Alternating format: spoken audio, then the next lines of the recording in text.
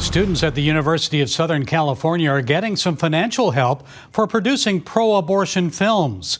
USC's Annenberg School of Communications has announced its Inclusion Initiative program will provide a minimum of 3 students with $25,000 each to help fund script development and production.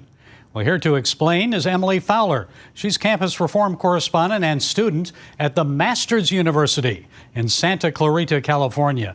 So, Emily, I'm sure those behind this Annenberg program would say, well, we're a private university, so what's wrong with USC funding short documentaries about reproductive health, which, by the way, is an educational program advocating abortion? What do you think? So the University of Southern California's Journalism School is giving $100,000 worth of grants to help rising seniors produce films about reproductive rights. And like you said, when we say reproductive rights, this university means pro-abortion ideology. And this is a private university, but even at private universities, you have a diverse group of people with different ideas, right? So what this university is doing is a very clear bias in higher education because they are encouraging and promoting only one point of view, and that is the pro-abortion point of view. So then the pro-life students are being denied an opportunity that they could have to showcase their point of view on this particular issue. It seems that they're now teaching students to be advocates for a particular position.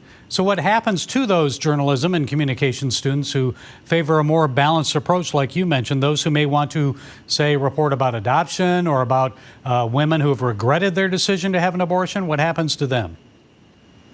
So at this university in particular, these students are going to be probably looked down upon for their views. At the University of Southern California, the dean came out in the wake of the Supreme Court's decision on Roe v. Wade and said blatantly that she thought it was healthier for a woman to have an abortion than to actually give birth.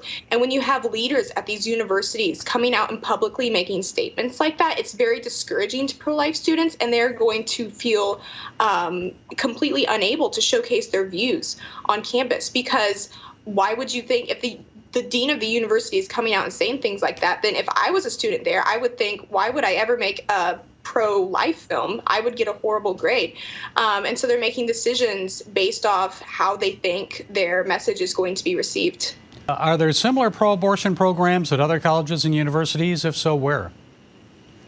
Universities have become much more vocal on this issue after Roe v. Wade, and we have seen multiple stories about pro-life students, not just in journalism schools, but in all different fields, getting lashed back for their beliefs. So at the University of Iowa, there was a student who was tabling, and someone actually came up and tried to flip over the table. Same thing at George Mason University in Virginia. Another student also was tabling, and they had their pro-life resources scattered all over by other students. Emily Fowler, thank you so much for setting us straight today. Thank you for having me.